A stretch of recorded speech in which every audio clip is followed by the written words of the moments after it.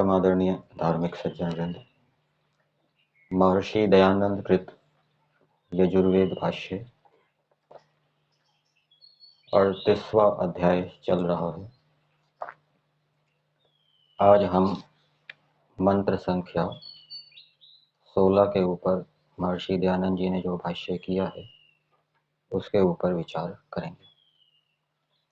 पीछे हमने मंत्र संख्या 14 और 15 के ऊपर विचार किया था। मंत्र संख्या 14 का संदेश था मनुष्यों के लिए, परमेश्वर जैसे धार्मिक है वैसे ही परमेश्वर ने इस मंत्र के माध्यम से सभी स्त्री पुरुषों को अथवा सभी मनुष्यों को ये आदेश दिया है या प्रेरणा दी है कि वो धार्मिक बने और धार्मिक होते हुए, धर्मात्मा होते हुए विद्या, बल आदि गुणों को प्राप्त करें। फिर जब गुरुकुल से निकले तो ऐसे धार्मिक व्यक्ति राज्य का संचालन करें, ऐसे धार्मिक व्यक्ति अध्यापक उपदेशक बने, ऐसे धार्मिक व्यक्ति व्यापारी बने, किसान बने, दुकानदार बने, ऐसे धार्मिक व्यक्ति सब अच्छे अच्छे कार्यों को करें। और धर्मात्मा होते हुए मनुष्यों ने जो जो गुण, जो जो बल, जो जो विद्या आदि प्राप्त किए हैं उनको दूसरों को भी धारण करवाएं। ये भी परमात्मा का स्वभाव है। परमात्मा के अंदर अनंत उत्तम उत्तम गुण कर्म स्वभाव है और परमेश्वर ने वेदों के माध्यम से अपने उन दिव्य गुण कर्म स्वभावों का बोध कराया है और उनको धारण करने की प्रेरणा भी दी है, उनको धारण भी कराता है। जो उस विषय में पुरुषार्थ करता है, स्तुति करता है, ईश्वर की आज्ञा का पालन करता है, तो ईश्वर उन उन गुणों के विषय में विज्ञान देता है जिससे कि वे मनुष्य ईश्वर जैसे गुण कर्म स्वभावों से युक्त हो जाते हैं। तो जैसे परमेश्वर अपने विद्या आदि गुणों को दूसरे मनुष्यों को धारण कराता है, वैसे ही मनुष्यों ने धार्मिक होते हुए जिन जिन विद्या बल आदि गुणों को प्राप्त किया है उनको धारण कराएं। ये ईश्वर की उपासना है। और ऐसा करने से क्या होता है, ऐसे मनुष्यों को बहुत संसार के अंदर उत्तम उत्तम अन्न आदि पदार्थों की प्राप्ति होती है, उनका राज्य बढ़ता है, उनकी विद्या बढ़ती है। ऐसे जो मनुष्य हैं वे भूमि और सूर्य के समान, जैसे भूमि और सूर्य सभी प्राणियों को सुखी करते हैं, सुख देते हैं, उनकी आवश्यकताओं की पूर्ति करते हैं, वैसे वे भी इन क्रियाओं को करते हुए सबको सुखी करने वाले होते हैं। फिर मंत्र संख्या 15 में परमेश्वर का संदेश है मनुष्यों के लिए कि इस सृष्टि के अंदर, जगत के अंदर जितने भी जड़ चेतन देव हैं, परमेश्वर का आदेश है कि हे मनुष्यों, तुम उन जड़ चेतन देवों को पुष्ट करो, उन जड़ चेतन देवों को आनंदित करो। और उनको पुष्ट करने और आनंदित करने का क्या उपाय है, उसके लिए वेद आदि शास्त्रों को पढ़ो, क्योंकि बिना विद्या को जाने मनुष्य देवों को नहीं जान सकता। उन देवों की पुष्टि कैसे होती है, वो देव आनंदित कैसे होते हैं, वो नहीं जान सकता। इसलिए मनुष्य वेद आदि शास्त्रों को पढ़ के फिर उसके अनुसार क्रियाओं को करके इस सृष्टि के अंदर जितने भी जड़ चेतन देव हैं उन सबको वो पुष्ट करें, आनंदित करें। ईश्वर भी ऐसा ही कर रहा है। ईश्वर भी इस सृष्टि के अंदर जितने जड़ चेतन देव हैं उनको पुष्ट कर रहा है, आनंदित कर रहा है। जल को शुद्ध कर रहा है, वायु को शुद्ध कर रहा है। इसी प्रकार से जो जो विद्वान हैं, योगाभ्यासी हैं, शिष्ट हैं, मुमुक्षु हैं, उनको परमेश्वर ज्ञान विज्ञान देकर आनंदित कर रहा है। तो ऐसा मनुष्यों को भी करना चाहिए। आज हम मंत्र संख्या 16 के ऊपर विचार करें। मंत्र है स्वाहा रुद्राय रुद्रहूतये स्वाहा सम ज्योतिषा ज्योति अह केतुना जुषतां सुज्योतिर्ज्योतिषा स्वाहा रात्रिः केतुना जुषतां सुज्योतिर्ज्योतिषा स्वाहा मधुहोतम् इन्द्रतमे अग्नौ अश्याम ते देवघर्म नमस्ते अस्तु माँ माँ हिंसी। जब किसी को नमस्ते करते हैं तो पूरा वाक्य क्या होना चाहिए? नमस्ते अस्तु। ठीक। प्राय नमस्ते बोलते हैं, अस्तु का प्रयोग नहीं करते, तो अस्तु साथ में क्रिया होती है, तब ये वाक्य बनता है नमस्ते अस्तु, आपका सम्मान होवे, मेरे द्वारा मैं आपका सम्मान करूं। अब इस मंत्र का विषय वही है कि मनुष्यों को क्या करना चाहिए। मनुष्यों में भी दो विभाग हैं, स्त्री पुरुष। स्त्री पुरुषों को क्या करना चाहिए, तो वो हम भावार्थ को पढ़ेंगे तो इस मंत्र का तात्पर्य पता लगेगा कि मनुष्यों को क्या करना चाहिए। तो भावार्थ में दिया है, मनुष्यों को योग्य है कि प्राण, जीवन और समाज की रक्षा के लिए, तो मनुष्यों का क्या काम है कि वो अपने प्राणों की रक्षा करें, प्राण शक्ति को क्षीण ना होने दें, शरीर को दुर्बल ना होने दें, शरीर को बल युक्त बनाए रखें। जीवन, जीवन की भी रक्षा करें, अपने जीवन की भी रक्षा करें, दूसरे प्राणियों के जीवन की भी रक्षा करें, उनको मारे ना, हिंसा ना करें, वध ना करें।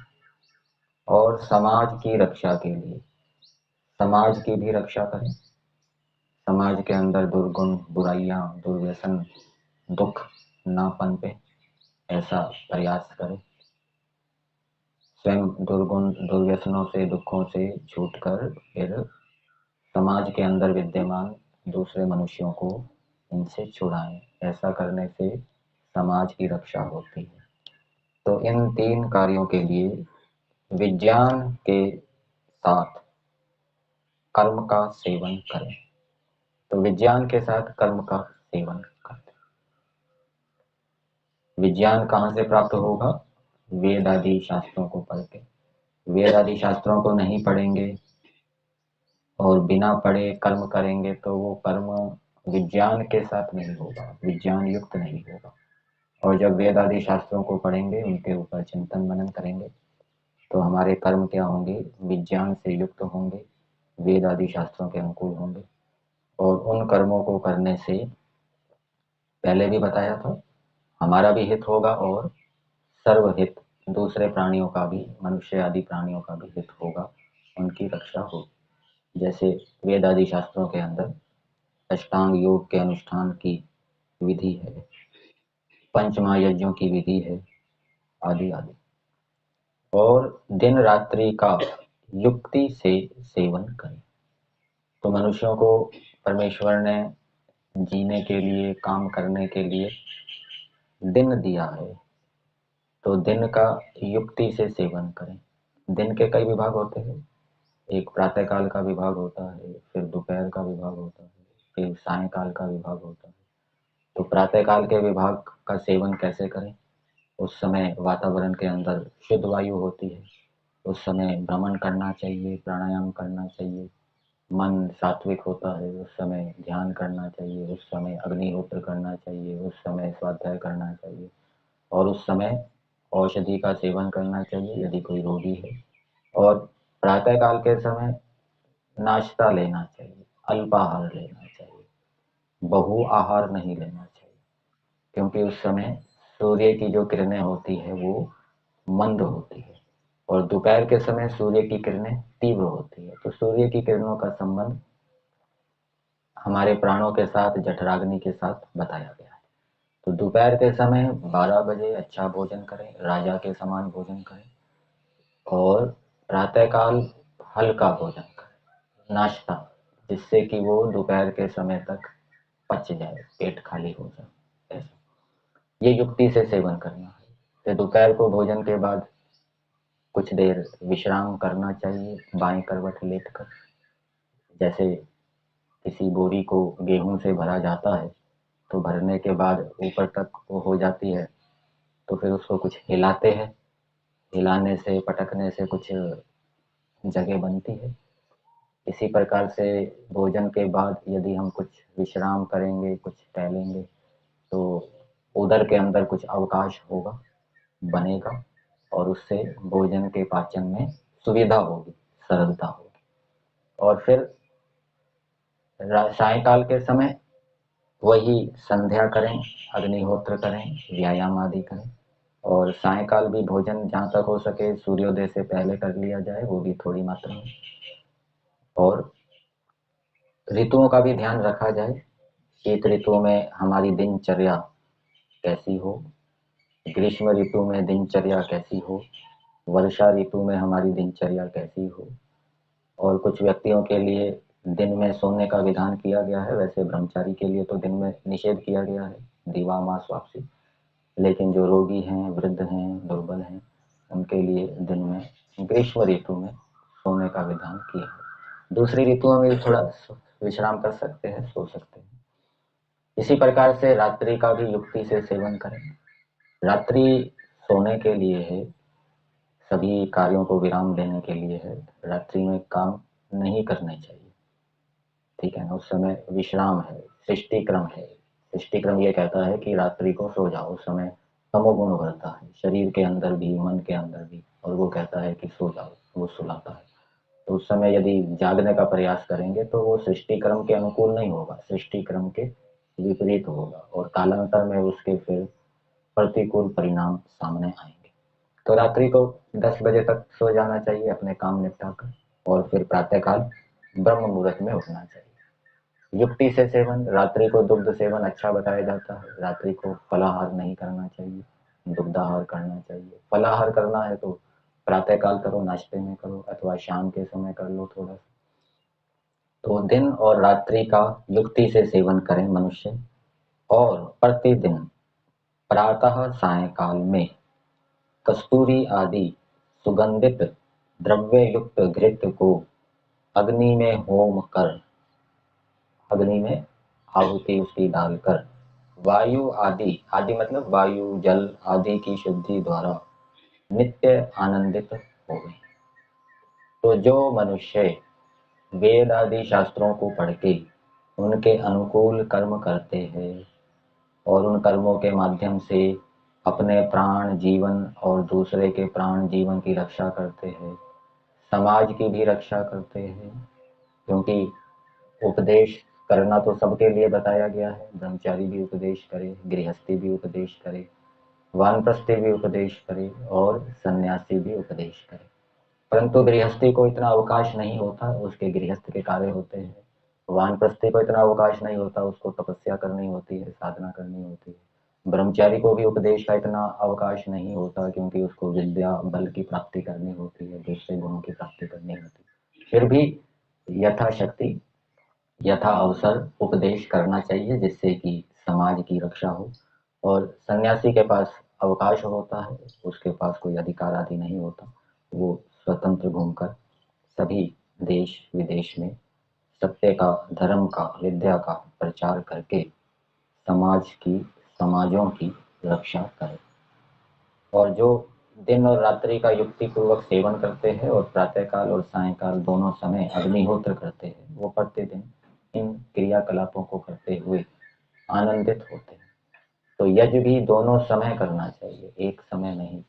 एक समय तो बहुत आवश्यक है, दूसरे समय मान लीजिए कोई भी अवसर नहीं है दूसरे समय यज्ञ करने का, कहीं यात्रा में है या और कहीं है, तो आपातकाल में एक समय करना चाहिए। वैसे दोनों समय ही यज्ञ करना चाहिए। क्यों? क्योंकि सत्यार्थ प्रकाश के चौथे समोल्लास में महर्षि दयानंद जी ने लिखा है, प्रातःकाल किया गया यज्ञ वो सायंकाल तक वायु जल आदि को शुद्ध रखता है, तब तक हमें उससे लाभ होगा। फिर सायंकाल से लेकर रात्रि पर्यंत, फिर प्रातःकाल तक जलवायु शुद्ध नहीं रहेगा।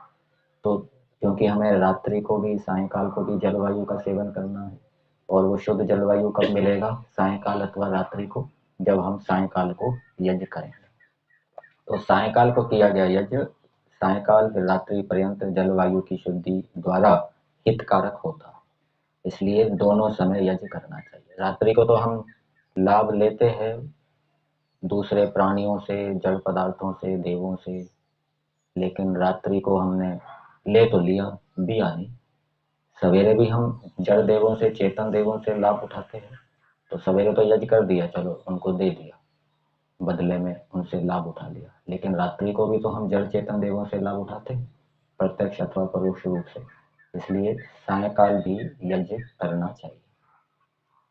अब मंत्र के शब्दों को पदार्थ के माध्यम से देखते हैं। हे स्त्री पुरुष, ये मंत्र के अंदर नहीं है, इसको अध्यार किया है संबोधन के रूप में। आप केतु ना, केतु का अर्थ होता है बुद्धि। कित संज्ञाने धातु है, कित संज्ञाने धातु से ऊ प्रत्यय आ जाएगा तो केतु बन जाएगा, और तृतीय में क्या हो जाएगा, केतुना। जैसे मधु होता है, मधु का तृतीय में क्या होता है, मधुना।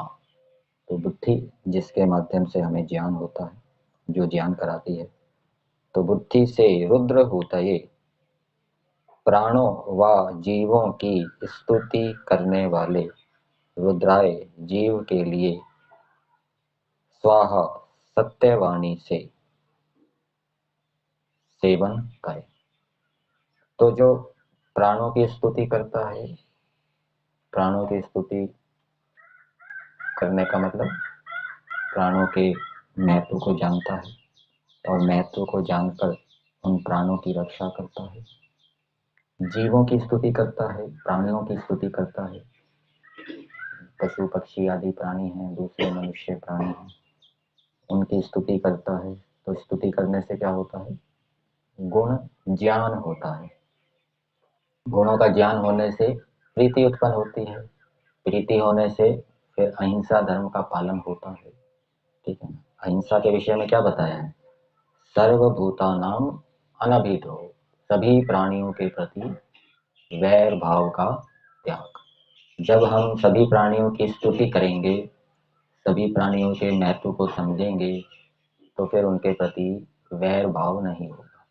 और जब हम उनके गुणों को नहीं जानेंगे, उनके महत्व को नहीं जानेंगे, उनको दोष दृष्टि से देखेंगे कि ये तो व्यर्थ है, हानिकारक जीव है, तो उसके प्रति फिर क्रोध उत्पन्न होगा, वैर भाव उत्पन्न होगा। तो प्राणियों की स्तुति करनी चाहिए, ये वेद का संदेश है। रुद्र ऊतई, प्राण की स्तुति करनी चाहिए, ये वेद का संदेश है, ईश्वर की आज्ञा है। प्राणों के महत्व को समझना चाहिए। प्राण विद्या के माध्यम से हम प्राणों के विषय में जानते हैं और प्राणों की रक्षा कैसे करनी है। तो सत्यवाणी से ज्योतिषा, प्रकाश के साथ, ज्योति ही प्रकाश की, स्वाहा सत्य क्रिया से युक्त, ज्योतिषा सत्य विद्या के उपदेश रूप प्रकाश के साथ। तो सत्य विद्या को भी प्रकाश कहा है, क्योंकि विद्या तो प्रकाश ही है, ज्ञान रूप है। लेकिन सत्य विद्या का उपदेश करने को भी प्रकाश कहा है, क्योंकि उपदेश से ही ज्ञान होता है। कोई उपदेश ना करे तो ज्ञान नहीं होता, या ज्ञान का प्रकाश नहीं होता। तो सत्य का उपदेश प्रकाश का कारण है, ज्ञान का कारण है, इसलिए सत्य उपदेश को क्या कह दिया, प्रकाश। तो सत्य विद्या के उपदेश रूप प्रकाश के साथ सुज्योति, सुंदर विद्या आदि सद्गुणों के प्रकाश। तो विद्या आदि गुणों का प्रकाश, उसके साथ गुणों का प्रकाश मतलब गुणों के विषय में हमें विज्ञान प्राप्त हो, विद्या के विषय में हमें विज्ञान प्राप्त हो। महर्षि दयानंद जी ऋग्वेद आदि भाष्य भूमिका में वेदोक्त धर्म विषय में लिखते हैं कि सत्य का ज्ञान किसको होता है, या विद्या कहिए, विद्या किसको प्राप्त होती है। तो वहां पर तीन बातें बताई है। उसमें से एक बात यह है कि यदि अंतःकरण शुद्ध है और सत्य को जानने की जिज्ञासा है, तो ऐसा शुद्ध अंतःकरण वाला और सत्य का जिज्ञासु जब वेद आदि शास्त्रों के माध्यम से सत्य को जानेगा अथवा उपदेश के माध्यम से सत्य को जानेगा तो उसको सत्य का ज्ञान होगा, बोध होगा।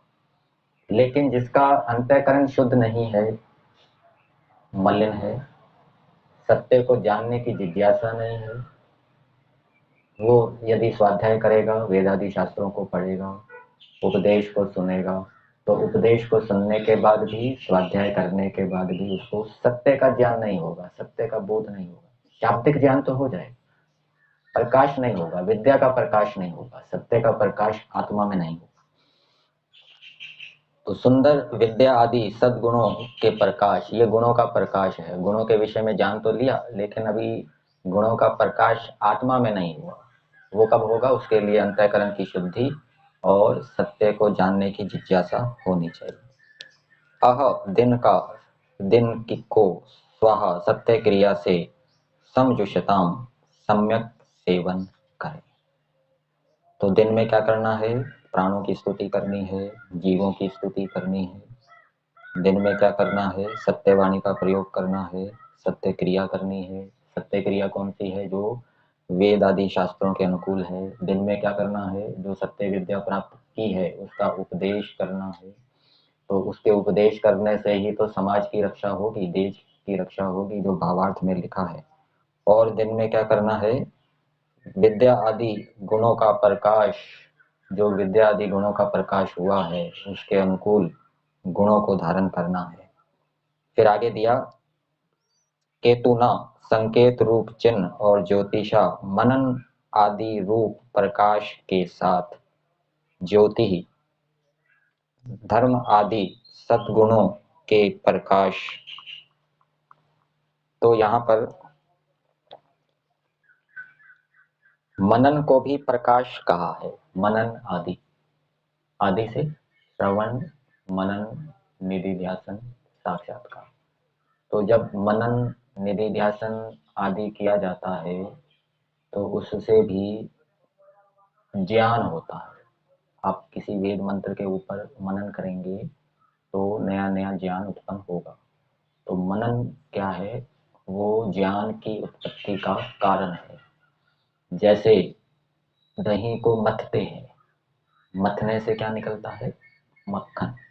ऐसे ही मनन करने से, पढ़े सुने के ऊपर मनन करने से मक्खन रूपी ज्ञान निकलता है, मक्खन रूपी ज्ञान का प्रकाश होता है, नया ज्ञान उद्भूत होता है। तो इसलिए मनन को भी प्रकाश कहा गया है, क्योंकि वो ज्ञान की उत्पत्ति का कारण है। तो ये मनन भी करना चाहिए दिन में। और ज्योति ही धर्म आदि रूप सद्गुणों के प्रकाश, और रात्रि को स्वाहा सत्क्रिया से सेवन करो।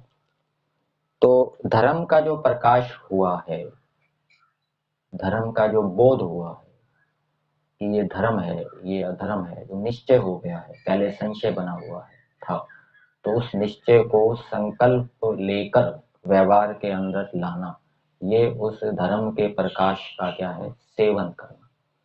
जिस गुण के विषय में निश्चय हो गया है, संशय नहीं रहा कि ये रक्षक गुण है, ये न्यायकारी गुण है, तो उस गुण के निश्चय हो जाने के बाद फिर संकल्प लेकर उसको व्यवहार के अंदर लाना। जैसे ईश्वर के विषय में निश्चय हो गया, क्या निश्चय हो गया? कि ईश्वर सर्वव्यापक है, तो उसको संकल्प लेकर दिन भर याद रखना कि मैं दिन भर ईश्वर को सर्वव्यापक रूप में याद रखूंगा। तब तो ईश्वर की सर्वव्यापकता का बोध होगा, ज्ञान होगा, साक्षात्कार होगा। जो निर्णय हुआ, जो निश्चय हुआ, उसका साक्षात्कार होगा। निश्चय तो हो गया, लेकिन व्यवहार के समय उसको याद नहीं रखा, तो फिर वो निश्चय भी हट भी जाएगा। क्योंकि दिन भर कितने घंटे होते हैं? दिन भर तो ईश्वर को सर्वव्यापक भूले रहे और केवल 15 मिनट उसको सर्वव्यापक के रूप में देखा, तो दिन के संस्कारों का प्रभाव अधिक होगा, वो उसका संस्कार कम रहेंगे सर्वव्यापकता के, और वो उसके साक्षात्कार में बाधक बनेंगे। तो धर्म आदि सद्गुणों के प्रकाश और रात्रि को स्वाहा सत्य क्रिया से सेवन करो। अब एक विद्वान को संबोधित करते हुए कहा जा रहा है।